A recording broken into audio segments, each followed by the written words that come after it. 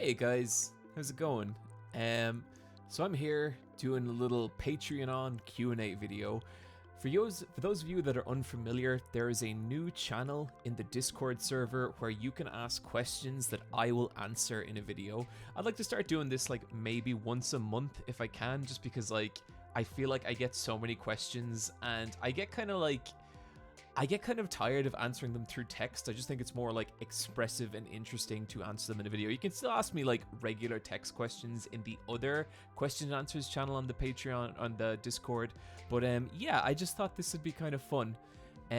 So okay, first off, I just want to say we're gonna do a Discord night Wednesday, I think 5 p.m. EST. I'm going to make an announcement Tuesday. Just check the announcement tab there for the specific time. But we're going to try and do something a little different. I want to try and do like kind of like a Discord panel, like kind of call-in show. And the idea is that like, there's going to be like a couple of you in a waiting room or whatever. And I am going to basically bring you guys into like a Discord room where we can kind of just chat for a couple of minutes. You can ask me about whatever, or we can just make a recommendation or anything, and then that person will go out and the next person come in. It's going to be probably a fucking mess because it's the first time I'm doing it, but I just figure like, hell, let's try something different. And yes, we will do an anime watch party again soon, I promise. Okay, but yeah, look, let's get to some questions here. I got my prosecco because I just finished the latest video, which is actually available right now. If you're watching this and you haven't watched the new video, I would say this is a poor choice. This is way less effort than the new video. But yeah, that should be in the Patreon post to this as well. I think the video went grand. Like, no. I am really proud of that video. I think it's one of my favorite things videos I've done. It's just like at the end of the video, especially like, when I've been working on it for like, what time is it now? I've been working on it for like 12 hours right now. When I watch it back, all I see is all the little things I want to fix. But the thing is like, they don't fucking matter. Like all these I think the like audio is like a decibel too high here. It's like, it's all shit that only I will care about. And at some point you got to stop paying attention to that stuff. Art is not completed, it is abandoned, that kind of thing. Anyway, look, let's get on to some questions. Okay, so this one is from Loser. What's your stance on the value or lack thereof when it comes to revisiting media you've already fully consumed? Okay, I think there's two good reasons to go back to a piece of media you've already consumed. And the first is just that you really love it. Like, you really enjoy it. When you watch like a really good piece of media, like just like whether it's a film or a game or a song, and it's like that Gordon Ramsay gif where it's like, finally some good fucking food. It's like it fulfills you on that level. If a repeat watch of something gives you that same level of fulfillment as the first time you watched it, then rewatch it. Like, you'll probably notice a whole bunch of shit you didn't notice before. And like, this goes doubly if you haven't watched it in like 10 years. To me, like, that might as well be a new piece of media. So I would say that's like a really, so I guess kind of comfort is the first answer. That's a really good reason to watch it. Second, I think it's good to reevaluate stuff. Like, it's good if you saw a film 10 years ago that you just thought was the greatest fucking thing ever, it's a really good exercise to go back and watch it again. And some stuff gets better. Cowboy Bebop, I always use it in this example, is like one of the best aged things I've ever seen, because I watched that at 3 points, and I'd say like 8 years apart. I watched it at 3 separate times, and each time it got better and better and better. And like, I say it in the video, but like, I watched myself become those characters, and it was so fucking powerful. Like when I was like 14, 15, whatever age I was when I saw it, that was a show about adults. When I was 30, that was a show about me, and that was crazy, By the way, I'm gonna answer all the questions in the Patreon Q&A channel. I can't guarantee that I will have satisfying answers for everything, but I'm gonna do my best. Within reason. I'm not like gonna tell someone where I live, because that seems a bad idea. Focus, camera, focus. I'm using like my shitty webcam that I've been using for way too long that I just need to get rid of. That's all out of focus now. There we go. Yeah, you know what? After this, I'm going to go on Amazon and I am going to upgrade my webcam setup because I'm so fucking sick of dealing with this thing. Anyway, from G Touchdown, why is Elfen Lied your favorite anime? Haha, okay. Elfen Lied, not quite my favorite anime, but if I was to make an argument for why it has value, well, it would be because it would be Hazel's video on it. I think that's one of the best like anime YouTube essays ever. So if you haven't seen that, go check it out. I actually talked about it in the favorite things video before this one. This is such a good song. If you've watched any of my streams, you'll know I have this really annoying habit where a song comes on and I'm like, this is the best song ever. And the really unfortunate thing is I also do that in real life. One of my friends pointed this out to me. She was like, yeah, you know, we get drunk together and at some point you'll be like, this is the best song ever, and it will sound exactly like every other song you play. And I thought that was really funny. And then a while ago I went to a hotel room by myself and I got pretty stoned and I was listening to my music and I was like, this is awesome. And then I had this overwhelming like, oh god, she's right, these do all sound the same. But anyway, this next one is from Ice Cream Mouth. That's such an interesting name. If you own or consider owning a Dakimakura, what characters or celebrities would you like? Oh, I think it'd have to be Vegeta. I'd kill for one side is Majin Vegeta and the other is Vegeta in his Batman shirt. I think like I just want to cuddle Vegeta. That'd be pretty cool. Top 3. This next one's from Grasses. Top 3 best girls and boys. This is like top 3s or favorites or anything like that are so difficult off the top of your head. But okay, let's see. Top 3 girls.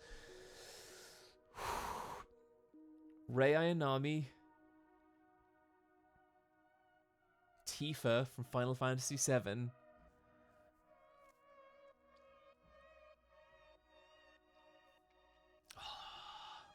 you know, there's so many I could throw. Like, do I go Casca? Do I go Rouge the Bat? I'm gonna look at my figure cabinet. Yeah, the Bulma would be, that's, oh man, I have like 5 Bulma figures. It's like embarrassing. And a Supersonico figure. One time I asked Michelle how many Supersonico figures I can buy without looking like a serial killer, and she just said 1, which I was amused by. But yeah, that's a tough one. Top 3 boys. Okay, I think the top 3 boys would have to be my top 3 Vegetas. So okay. It would be my top 3 Vegetas. So number 1 Vegeta, number 2 Hiei, number 3 I would say Zuko, but in reality here you gotta throw Guts on that list. If we're talking boys, it's gotta be, I think, Vegeta, Guts, and Hiei. I think those are the guys for me. The 7th Draconian. What's a meme or a piece of internet content that makes you cringe the most? Haha, my early videos. Okay, no, that's not a fair answer, even though it is correct. I think the pieces of internet content that just make me embarrassed. I think when you see people, I don't know if it's like cringe is the right expression, but I do feel like when people on YouTube keep making videos about something they hate, but it's like, dude, if you hate this so much, why are you still making videos about it? Like, fucking move on, you know? But I think that's a me thing, because I don't really believe in making negative content unless it's something that you already really give a shit about. But let's see, a piece of cringe content. There's that one where I think the alt-right guy tries to tear a sign in half and he can't do it because his weak little arms are pathetic. That's pretty funny. I might get back to you on that one. Oh, I get this really weird reaction to like, do you ever watch like social experiment videos, which I feel like are always just video fucking portals to nightmare worlds, where it's like meant to be like a prank, but everyone involved is an actor, and it's so fucking obvious. There's something about them that just like makes me wanna die. So yeah, I would say them. Um, Mini BT, what video ideas? What video ideas have you had that you wish you could make, but the idea isn't big enough to dedicate a full video to? So, you know, I actually don't know that there are any video ideas that are too small to make videos of. I find sometimes like maybe an idea is too small until you roll it into a bigger idea, and then you can kind of talk about it properly, you know? So a good example of this would be like, for a long time I really wanted to do a video on Simpsons Wave because I just thought it was so fascinating. But eventually that video ended up becoming my the bizarre modern reality of The Simpsons, which like I think was like kind of a landmark video for me in a lot of ways. Like, I think creatively it was a really interesting video, but I also feel like it opens me up to a whole new type of content, and that was fucking awesome. I remember when, I think I've told this story at some point, but I remember when I was starting out, the second or third video I wanted to make, and I even started writing the script, was a video called Why Killua is a Great Character. And I wrote the first page and I was like, first of all, I don't want to become a Hunter x Hunter channel. I like, believe it or not, I didn't want to be, even back then, I didn't want to be the Hunter x Hunter guy on YouTube. I wanted to be just, I don't know, I guess I wanted to be whatever I am now. And that was an idea, although I think my problem with it wasn't that it was small, it was that it was like, it was just too simple. It was more like a video I think I was making because I thought that's something that like my audience at the time, my audience of like, you know, 200 or 300 people or whatever, and I'm really glad I didn't make that. But I think like if there's enough passion for a particular subject, you'll find a way to talk about it. Now that said, there's stuff that like right now I'm like, oh, there's something there, but I don't know how to I'd love to talk about Yume Nikki. I think that'd be really, really interesting. But like the question becomes, how do I talk about Yume Nikki without making something that already exists, you know? Another one would be like, I'd love to talk about creepy classical paintings, but not like haunted paintings, but more like the aesthetic of fear in fine art. I think that's a really, really interesting area. The only video I know that exists like that is In Praise of Shadows video, The Nightmare Artist, which is fucking phenomenal video. I'd really like to maybe do something with Suguru Tanaka, the creepy artist I talked about in this video. Very recently, I've started thinking about how I'd like to do a video on Vince McMahon. But one thing I've kind of learned with like YouTube and videos and stuff is like, subjects are only small until you start researching them. Because inevitably, you just, like, when you research a video, it just opens up all these pathways that you don't ever go down, but, like, you could, you know, and that gets super, super interesting. But, yeah, good question. Grasses asked, what video is the hardest for you to make, either personally or technically speaking? Okay, I think there's two different answers to that. Anytime I do a video on something that's primarily a manga, that's an incredibly difficult video for me to make. And by difficult, I just mean it takes a long time to edit. Because like, if you look at my manga videos, a lot of the time what I'm doing is I'm actually cutting up those mangas, painting in the backgrounds behind them so I can like have the character here and the background here, and just make them go like, you know, do a multiplane, which always looks fucking awesome. Like, I love how that looks. And like, I think people would be shocked if they saw how time consuming that was. Like, a while ago on the Let's Fight a Boss Discord, I got someone added me saying like, I'm working on my own manga video and I studied your videos to see how you do it, and holy shit, I did not understand how much work you put into those. Like, there's one shot at the end of the Gantz video, and it's of the karate guy, the Baji Kwan guy, like body checking someone, and it's like, so I had to cut that panel into 3 separate layers. I had to cut him out, I had to cut the person he was hitting out, and I had to cut the background out. But the problem was when I cut the characters out of the backgrounds, I had to paint the backgrounds in behind them. So I'm literally like going in with Photoshop and a tablet and drawing in the background that's not there. And like, that just takes fucking, like, that was a shot, I think it's on screen for maybe 6 to 8 seconds. It took easily 3 hours of work. And, you know, I felt it was important. Like, I wanted that shot to work. The Grappler Baki video is fucking insane for that kind of stuff. So technically, those are the most difficult videos to make. I think personally, any video I really, really give a shit about. And like, I give a shit about all my videos, so that's not the right way to put it.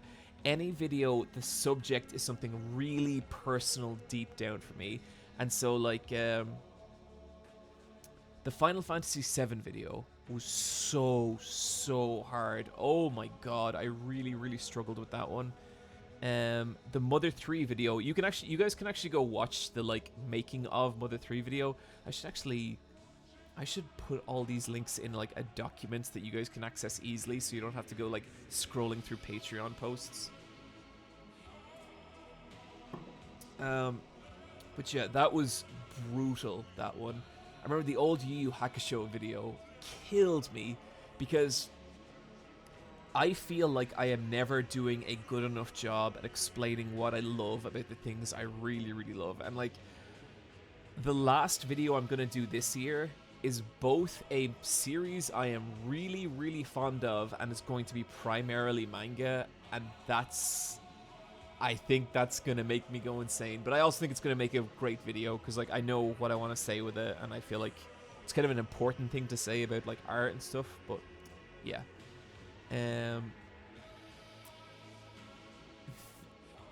Apologies if I get this name wrong. The Vuz. I like to create anime content myself, but I'm kind of curious. How do you get your visuals? I don't really want to download them from pirating websites, considering they usually have a watermark and get me a bad reputation. On top of this, what's your go-to schedule way of creating a video? Just trying to fish for some inspiration. Okay.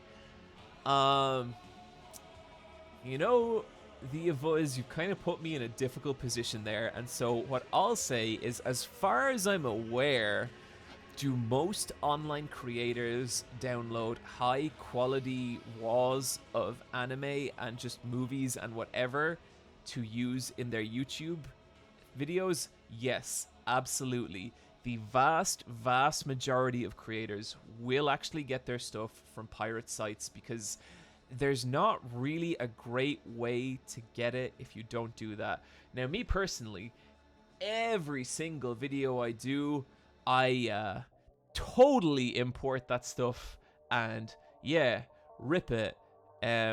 Nothing illegal going on here at all, I can promise you that much.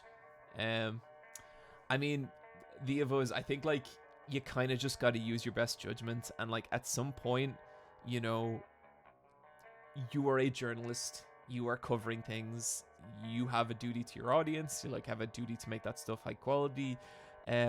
You don't have to like download from illegal websites, but everyone does, like, of course, except me, like no admittance of anything illegal going on here.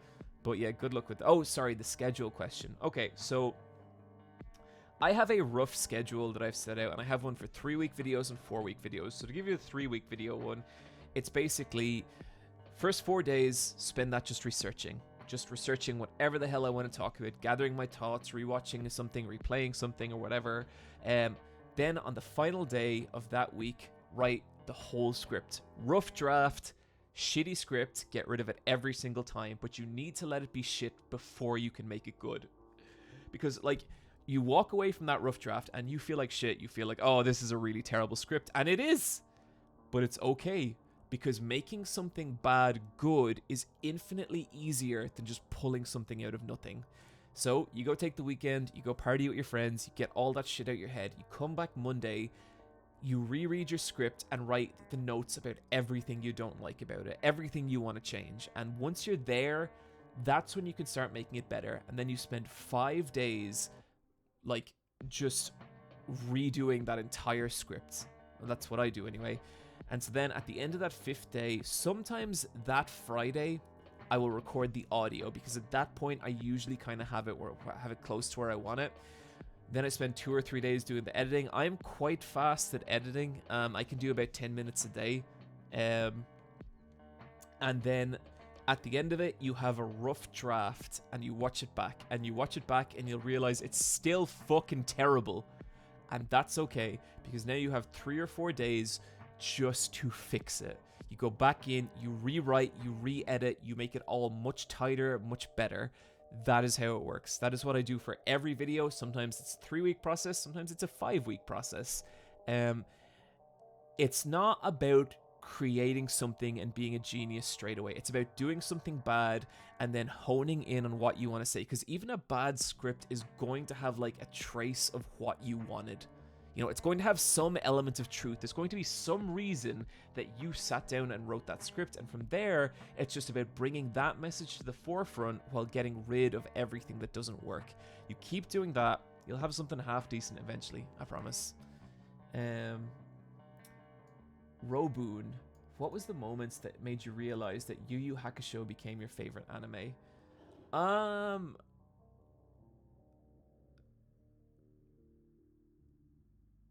I don't know. That's a tough one, because from the moment I saw Yu Yu Hakusho, I was just completely in love with it. First time I ever saw it, I was flipping through an old game magazine, an old Spanish game magazine.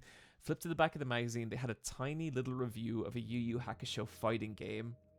Fucking such a good song, holy shit. And the look of the characters, the weirdness of the world, just enthralled. You know, I was just like, oh my god, like aesthetically, I just love this so much, you know? And then it was probably 2 or 3 years after that I downloaded and like, I didn't know what this was called. Like, I couldn't remember the name from the magazine. Like, I didn't buy the magazine or anything. It was all in Spanish.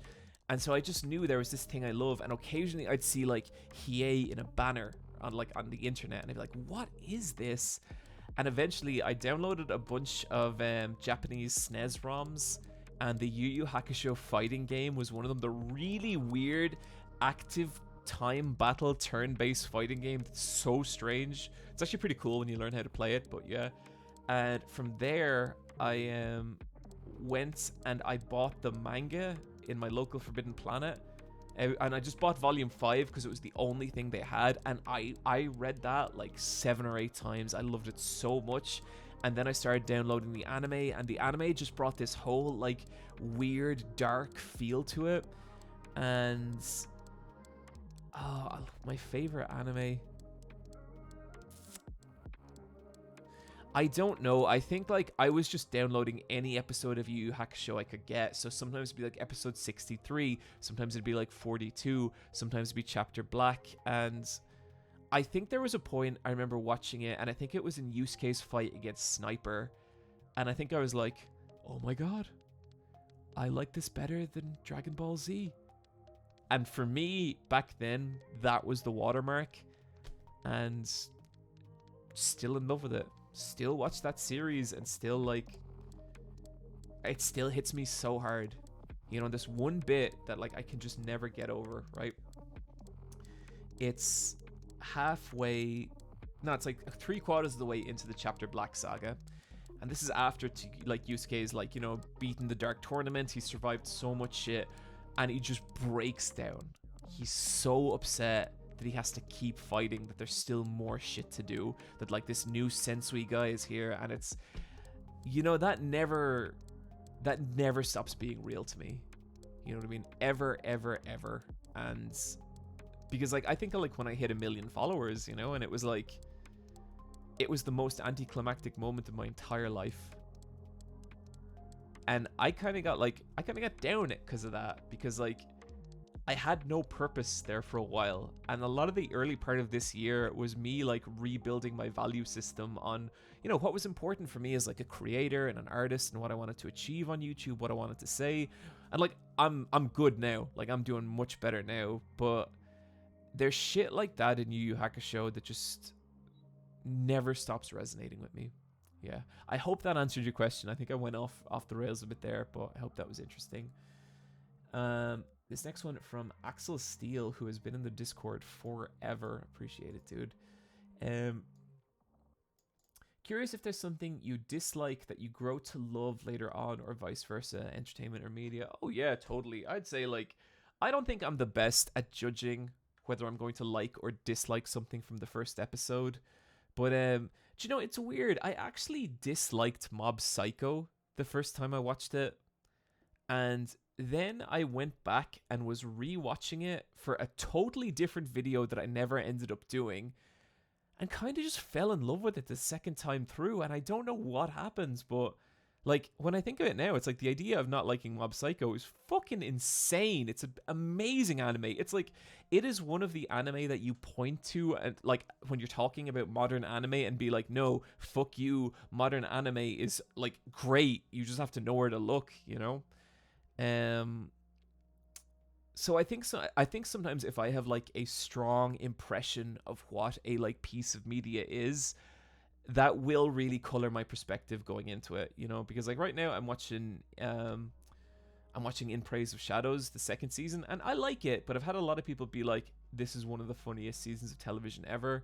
And so far, like, it's gotten the odd laugh out of me, but like nothing big, and I'm hoping it kind of gets better from there, but we'll see. In terms of specific pieces of media that I actually that I started liking less as it went on, you know, I'm so close to beating Deathloop right now, and you know, I feel like that game sets up this really interesting premise. I talked about this a bunch in the most recent Let's Fight a Boss, where you go into it and you're like, holy shit, this is an incredible idea. I can't believe I'm gonna have to fucking kill these 7 people, and I'm gonna have to find a way to make it all line up. But then as you actually go through the game, the mechanical design of how that game is meant to be played never matches up to the conceptual idea of what you're meant to be doing. Because like, you think it's this like immersive sim where you're gonna have to figure everything out, but in reality it is kind of you just following a bunch of waypoints and killing, collecting, or switching whatever's at the end of that waypoint and coming back. It's a very just arcadey shooter, and I like it for that. Like, I think it's a fun arcadey shooter, but there was a point where I was like, this is one of the most ambitious games I have ever played. And I don't think it's that anymore. I'm just about to beat it. I've gotten like to the very end of it twice and then died and had to go back to the start. But yeah. Iggy, what song artist would you use for your JoJo stand? What power would they have? What would they look like? Oh, that's a tough one.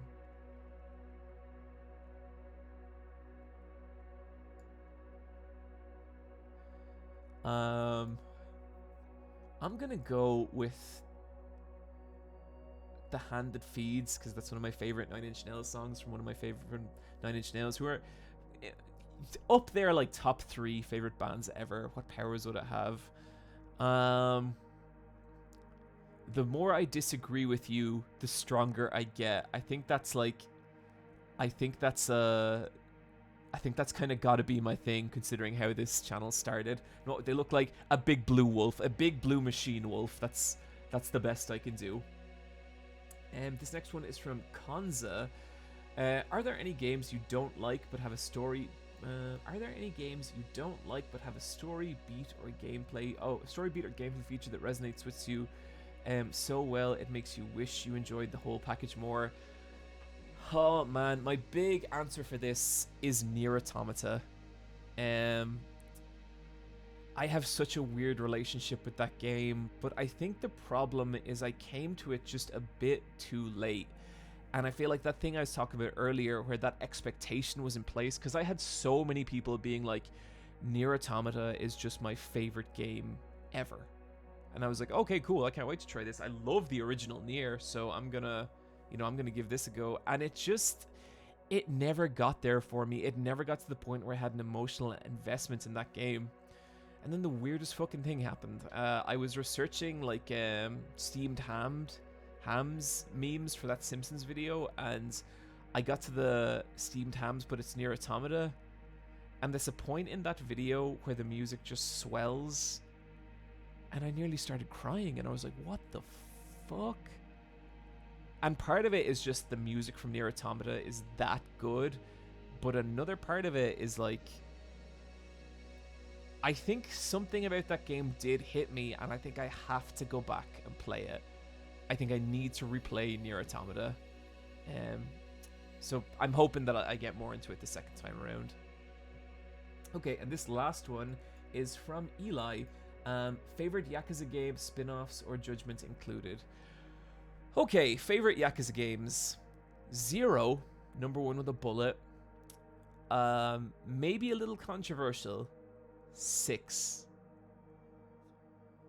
Haven't played 5, but I think I'm really gonna like 5. 4, 3, 2, 1. Then Judgments. And I think you could put, I haven't played enough of Lost Judgment to say, I like the Yakuza games when they're old and sad.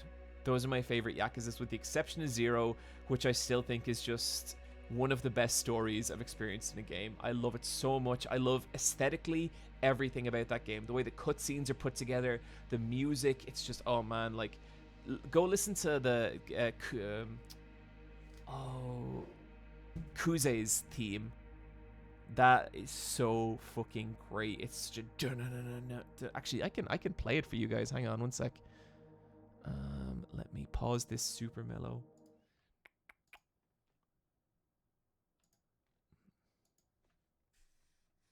Ugh, YouTube just did that thing where it recommends me one of my own videos. Oh, I hate that.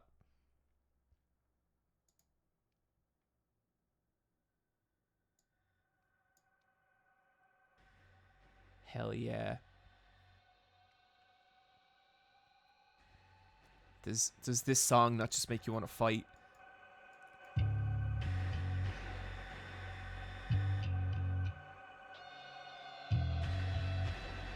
Gotta let it kick in. Gotta let it kick in. This is definitely gonna get this video fucking demonetized or monetized, because this is like a not monetized channel. So if there's ads on this video, it's because the people who made Yakuza put it here, and not because I am trying to make like a couple of cents off the views from this video.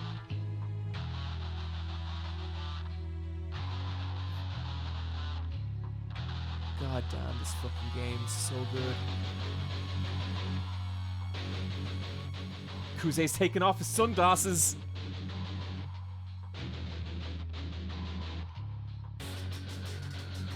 Just a little more.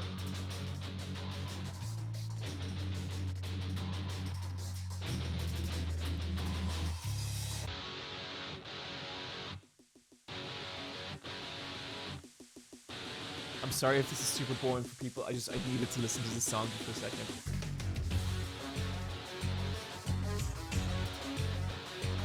Here we go. Here we go.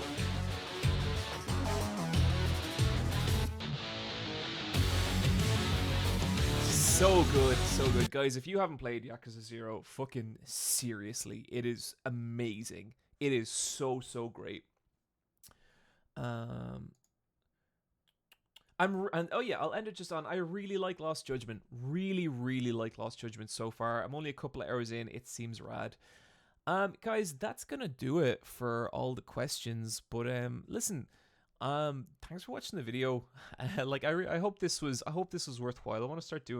I always want to start doing like more for you guys. It's just genuinely like, between making videos and like trying to maintain some shred of a personal life, it gets difficult. But I'm working on things to try and help with that. Like I'm actually looking at hiring an assistant right now, because there's just too much shit with the channel. Like, the only thing they're not gonna do is work on videos, but there's so much back end stuff with the channel. I just need help with, and so I'm kind of talking to someone about that at the moment. And you know, I can afford to hire an assistant because you guys support me so fucking amazingly, and you know, always super super appreciate that. Um, Let me know if there's like other stuff that you guys would like to do, and also don't forget again, check the Discord. I would say Tuesday there should be a notification about what we're going to be doing Wednesday evening, and I'm looking forward to hanging out with you guys and just having a little chat or whatever. So listen, yeah, guys, thanks for watching, and I'll see you soon. Bye bye.